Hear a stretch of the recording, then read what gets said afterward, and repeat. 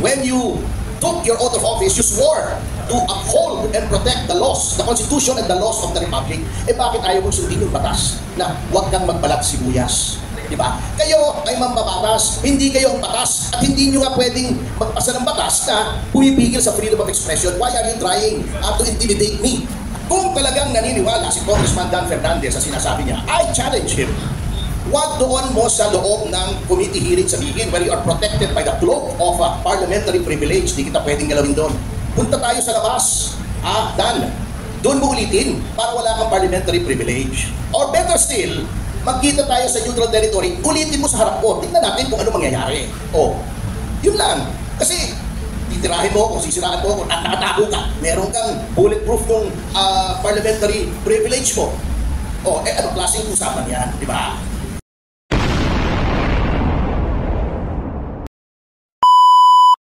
Other matters. Hi, good morning at thank you all for coming. Alam kong merong press con si Secretary Abalos, pero hayaan mo na siya kasi mas marami siyang, he has more of an explaining to do than us. Kasi maraming dapat ipaliwanag dun sa litrato at well, more seriously, yung paggamit ng private plane na sinasabi niya na wala daw gastos ng gobyerno. Therefore, it is a donation. It is a donation by reason of his office and may be violative of the Anti-Graft and Corrupt Practices Act. Kasi hindi ka pwedeng magbigay ng kung ano-ano sa isang public official kasi ang presumption of law is that it is by reason of your office and in anticipation of future favors. Yun po ang philosophy ng Anti-Graft Act. Anyway, ang gusto ko lang naman pong ibalita rito, nasa ba yung sobre natin? Una-una po, this is very brief, ayoko nang pahabain ito. Remember, last time kong nagkasama-sama tayo dito ay may nilabas akong litrato na may mga markers kung sino-sino yon. In-explain po nung ating special envoy to China na yun daw ay one-off, ibig sabihin, yun daw ay isang beses lamang na nagkataon, nandoon sila, nagpakuha, etc. So, may nakita po tayo. Ito po hindi galing sa akin, ha? Ito ay nagsisirculate ng online, ngunit pina-authenticate ko lamang po kay Ms. Cassidy Ong kung sino ito si Rainier Chu. So meron po tayong tatlong litrato na naman just to debunk the claim na sandali lang po yun, isang beses lamang yun. So here are 3 pictures. Baka nakita niyo na rin ito, no? Tatlong occasions po ito kung saan magkasama si Mr. Rainier Chu at si Pangulong Marcos. So kayo na po bahala rito, i-distribute ko na.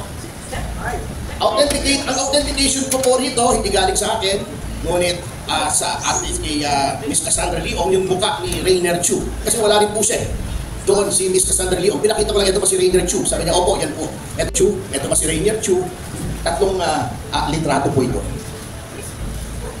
Bakan mo, sir. So wala po akong sinasabi kung anong ibig sabihin ito, ano po natin.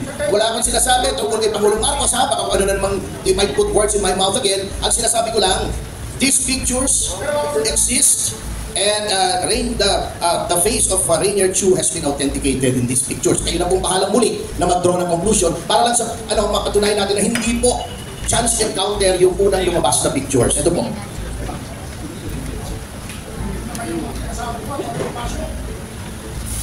Ba't may ibang klase? Para iba-ibang klase. Iba-ibang klase.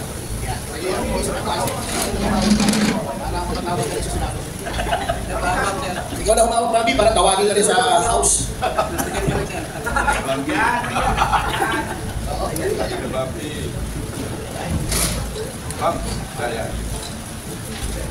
Lapit ka konti. Lapit kung magkakatabi kayo. Closer, Papi. Yan, better. Kasama na si Bobby sa Senado. Kaya galing yung litrato eh. Dito po kami. Dito po. Okay.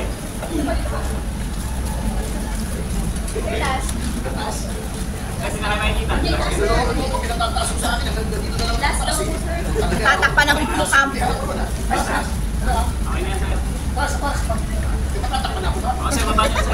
Baba niyo sila. Hindi nakikita mukha mo, sir.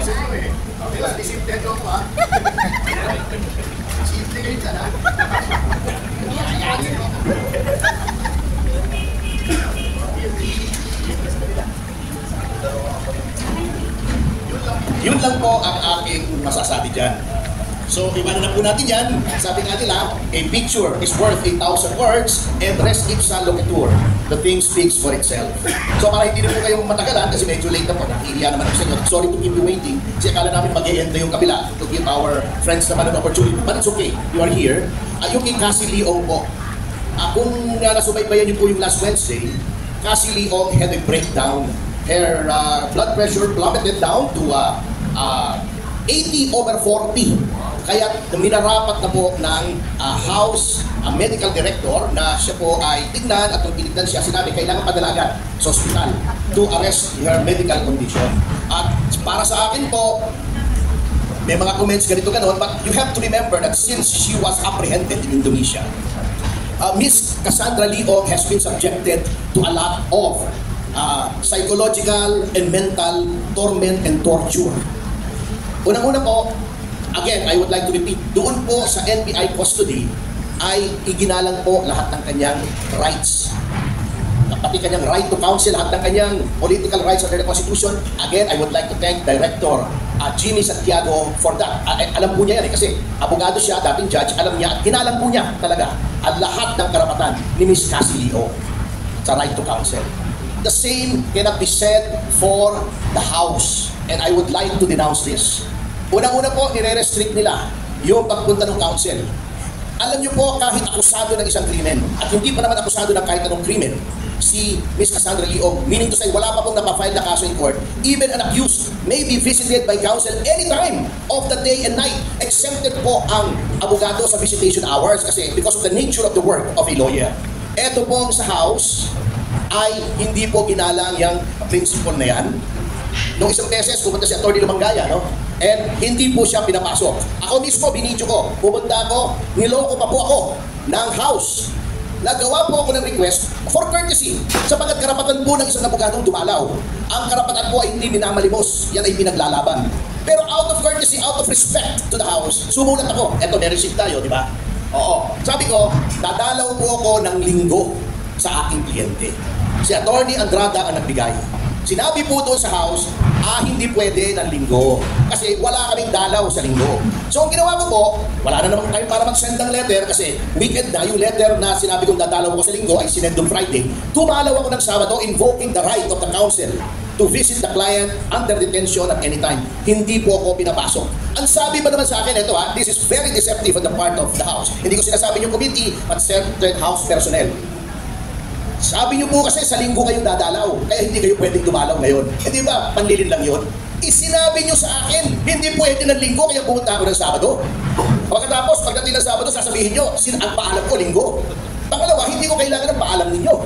Karapatan nito, this is not a privilege. This is a right, no less than a constitutional right, at kailangan kong paalam sa inyo. Yun po ang nasa video ko, pinost ko po yun sa aking ex account at doon sa GC po natin na may mga kaibigan tayo sa media na ayaw po akong papasukin. Number 2, yung po committee secretary ng Quadcom, alam na po niya, is very much aware.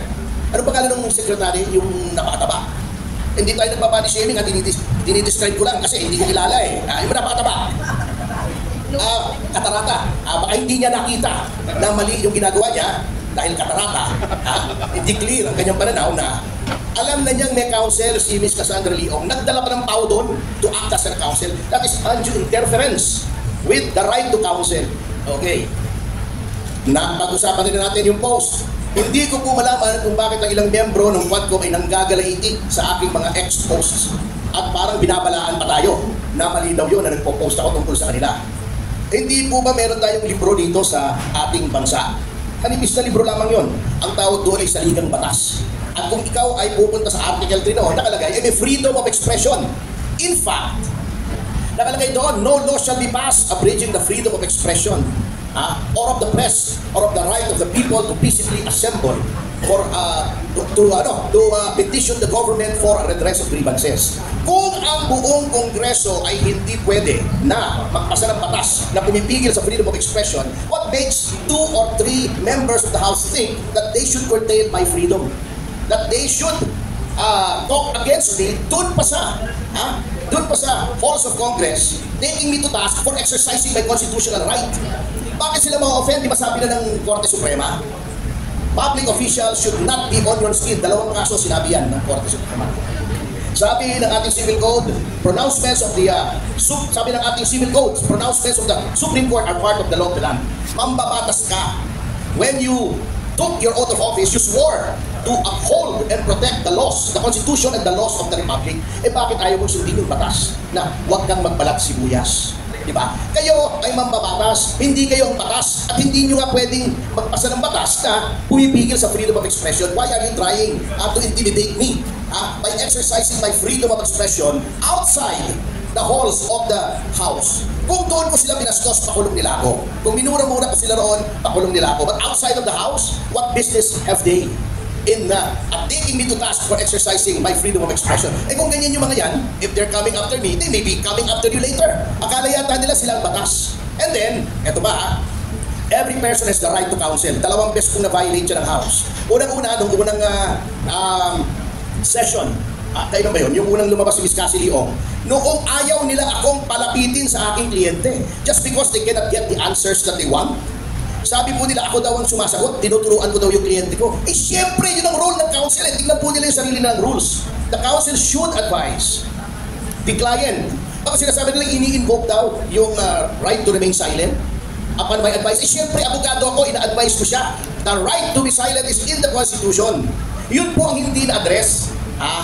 Noong diniscuss nila, kasi dalawa po in-invoke namin, the right against self-incrimination and the right to remain silent. Yung right against self-incrimination, tama po naman si Congresswoman Luistro. You invoke that whenever a self-incriminatory question is asked. Tama siya, I agree with her. Magaling naman si Congressman Luistro, lalo na pag may binabasa. Magaling siya. Anyway, yung right to remain silent, absolute po yun. Hindi mo pwedeng pwersahin, takutin, ibuli, ibambuse, lokohin ang isang tao na magsalita regarding the commission of a crime. Ngayon, inuulit ko, we concede, if you refuse to testify in a legislative inquiry, pwede kang ikulong. Sinasabi na nga po namin, ikulong nyo na because we are invoking our right to remain silent. Absolute po yun. Ayoko magsalita, ikulong mo ako, ganun talaga. Pareho yun ang karapatan ng isang tao sa mamamayan, meron ding power ang legislature. Hindi po tayo magtatalo doon. Ngunit for you to isolate the council against your own rules, bago, para matakot yung witness, magsalita, sabihin yung gusto mong sabihin, foul po yun. Number 2, yung last hearing po. Wala ako kasi nasa Davao po ako. Dumalaw ako sa compound ng Kingdom in preparation for the Senate hearing na naganap kahapon yata. So I was there Wednesday and Thursday.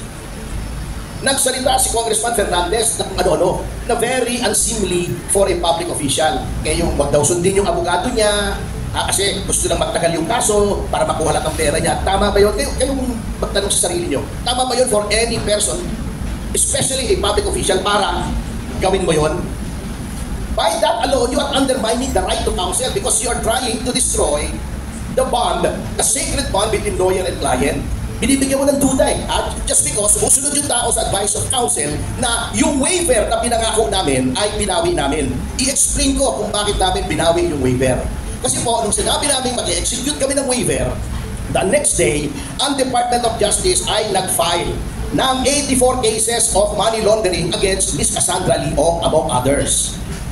Ano pong pruweba ba pag money laundering? Hindi ba yung movement ng funds sa bangko? Eh di ba may right against self-incrimination? So by executing that waiver, you are now violating our right against self-incrimination. Parang ibinigay na namin lahat ng ebidensya ng gobyerno. Ano nangyari sa presumption of innocence? Anong nangyari sa due process? Kaya binawi po namin, nang gagalaiti sila, hindi nila maunawaan. Kaya in-advise na namin, bago sasabihin pa nila, wrong advice, hindi po tama yun eh. Kung talagang naniniwala si Congressman Dan Fernandez sa sinasabi niya, I challenge him. Wag doon mo sa loob ng committee hearing sabihin where you are protected by the cloak of parliamentary privilege. Di kita pwedeng galawin doon. Punta tayo sa labas. Dan, doon mo ulitin para wala kang parliamentary privilege. Or better still, magkita tayo sa neutral territory, ulitin mo sa harap ko. Tingnan natin kung ano mangyayari. Yun lang. Kasi titirahin mo ako, sisiraan mo ako, at nakatago ka. Meron kang bulletproof ng parliamentary privilege mo. Anong klaseng usapan yan? Di ba? Kung lalaki sa lalaki, tingin mo na ganun nga ako, sabihin mo sa labas. And then, regarding sa post na sinasabi nila na off-offend daw sila, karapatan ko pong mag-post sa social media. Ngayon, may remedy naman ang ating batas. If you think I violated the libel and cyber libel laws, itibanda nila ako. If they think na yun ay violation ng Code of Professional Responsibility, pa-disbar nila ako. Karapatan nila yan. Kung tingin nila ay na-defame sila, wala namang criminal liability, pero nagkaroon sila ng danyos, there is such a case as civil libel, a civil suit for damages due to defamation. Marami po silang remedyo. But do not tell me that I should not post this. You are warning me na contempt the committee. You cannot commit a contempt of the committee outside of the committee. And for the record, I do not have contempt for the committee. I respect the House of Representatives. There are people there who are distinguished, decent, and dignified, katulad yung dating Pangulong GMA, si Trixie Cardema, Bebot Alvarez, marami tayong kaibigan, El Rey Villafuerte, mga kaibigan natin yan. I may have contempt for some members of the committee, but not the committee itself. So for the record, maliwanag yan. And I have contempt for some members of the committee because their acts are contemptuous. So, liwanagin ko po yan at sana marinig nila yung challenge na yun. Huwag magtago dyan sa parliamentary privilege. At any rate, we are seriously contemplating an ethics complaint. Tignan natin, let this be a litmus test of the impartiality and the self-policing character of the House. Kasi sila rin yan eh. Si Congressman Espares ang chairman ng ethics committee. Tingnan natin na kung gaano kabilis silang mag-sanction kay Congressman Teves na wala pa namang finding of guilt. Ano pa lang, accusation pa lang, in-expel na nila as contradistinguished from Franz Castro na convicted na, ayaw pa nilang gawa ng aksyon, tingnan natin, testing lang natin. Pag tinismis nila yan, well, siyempre, expected na natin yun, old boys club. Pero we still have to do it out of principle because I think Chairman Fernandez was way out of line there. Wala namang ganunan, bastusan na po yun. And we will not stand for it. Magalit na sila o hindi, ganun po talaga. Alam nyo, they failed to realize na para pang-11 ko na pong hearing to sa legislature. At wala pong gumawa sa atin yan. And yung mga hearings naman yan, usually wala naman po nangyayari. O, ito na natin sa Euro General, si acquitted lahat. Fertilizer funds, andun ako. Acquitted yung kliyente ko, si Jaime Paule. Si GMA, NBNCTE, inimbestigahan ng legislature. O, acquitted si GMA. Chapter case, inimbestigahan ng Senado. O, acquitted si FG. Hindi po kasi hukuman. They should stick to legislative work. Sana magkaroon ng legislation ko sa dami ng ginugol nilang funds dito. Yung bayad lang nila sa Jollibee, napakarami ng in-order na Jollibee, napurga ako ng Chicken Joy. Sana naman, lumabas na legislation dito kasi I do not see what legislation is gonna come out doon sa mga tanong nila sa aking kliyente. Boyfriend mo ba si Wesley Go? Anong legislation doon? Diba? Panay ka pa cute, sabi ni Adjong. Anong legislation? Pagpapawal nilang cute? Hindi ko talaga maintindihan Anyway, ang nangyari po kay Miss Cassidy O ay nasa ospital po ngayon. And she is having mental health issues. At sino ba namang hindi magkakaroon ng mental health issues? Kung gano'n ang trato sa'yo, 2 beses na kung tratuhin ka para kung busabos doon, notwithstanding the constitutional injunction that resource persons' rights should be respected. Yung sinabi ng court sa Neri, in the Neri case, na dapat hindi binabastos ang resource person, which is part of the law of the land, at ang mismong rules ng House that resource persons should be treated with dignity and respect, na binabaliwala na sinong hindi magkakaroon ng mental health problems. 23 years old na babae, orphan, gaganunin mo, aarestuhin mo without charges na napaliwanag ko na. I must remind our good legislators na yung kabubuli ninyo sa mga resource persons ay nagkaroon na ng isang suicide, si General Angie Reyes, natatandaan niyo yun. Di ba nagpakamatay? Yun, general pa yun dumaan pa yun sa training ng PNA, battle hardened. Lalaki, matibay, nagpakamatay sa kabubuli nyo. Ito pa kayang isang batang ito na hindi magkaroon ng mental health problems. Hindi naman sanay. Sabi nga niya, well, anyway, si Atty. Raf, ang laging nandoon, kay Miss Cassandra Leong, ewan ko ba kung bakit siya lagi nag-volunteer tumalaw, at pag pupunta sa ospital ito, parang ayaw na umuwi. And kasi concerned siya doon sa kliyente, medyo nag-breakdown. Anyway, I now turn over the microphone to Atty. Andrada, our young and handsome associate, kung anong mental condition ni Miss Cassandra Leong.